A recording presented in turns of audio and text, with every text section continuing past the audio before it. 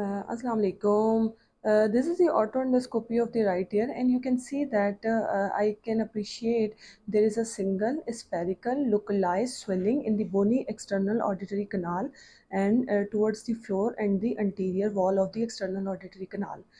It is occupying almost whole of the external auditory canal, so that you cannot exactly appreciate the tympanic membrane and its landmark. This swelling is basically originated from the anterior wall and extending towards the floor of the external auditory canal with normal skin overlaying normal skin. There is no any skin color change, but you can see there are prominent vessels on the anterior inferior aspect of the swelling.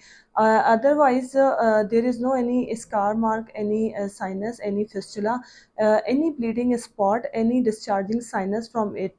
There is no any ulceration or any necrosis noted over this swelling, and you can also see that there are flakes of dry golden brown wax in the external auditory canal and superiorly, anteriorly, and posteriorly as well.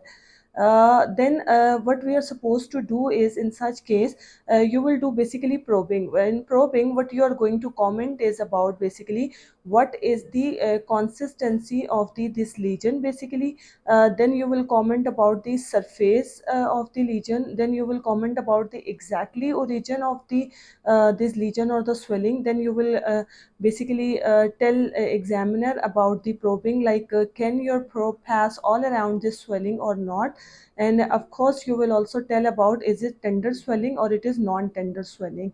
If you find any necrotic area or tissue or any discharging sinus or any discharge over it, you will also use a cotton swab, and you will comment about it, that what is the color of the discharge, what is the consistency of the discharge, and is it foul smell or non-foul smell.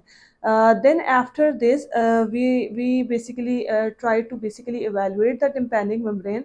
And now you can see that in the tympanic membrane, basically tympanic membrane is more or less more than two-thirds is covered.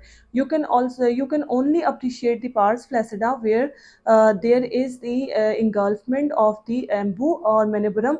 Then basically the lateral process of the horizontal process of the malleus is the prominent. Then you can also appreciate the rest of the external auditory canal, and it is not narrow except this lesion, and it has got normal color of the skin and normal vibriessa at the junction of the basically bony and cartilaginous external auditory canal. There is no any ulcer, there is no any lesion found in the external auditory canal, otherwise this lesion. Now I will show you the left ear.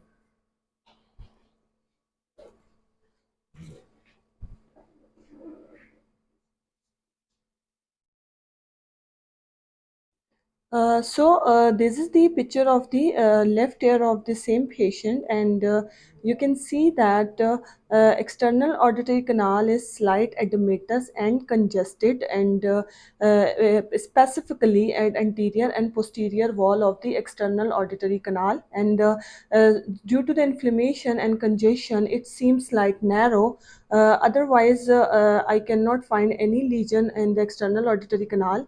And once we are going deep to see the tympanic membrane, you cannot exactly appreciate the any landmark of the tympanic membrane. There is a loss of cone of light, and thickened tympanic membrane, specifically pars tensa, and congested pars flaccida with engulfment of the manubrium and the prominent of the lateral process of the malleus. Thank you.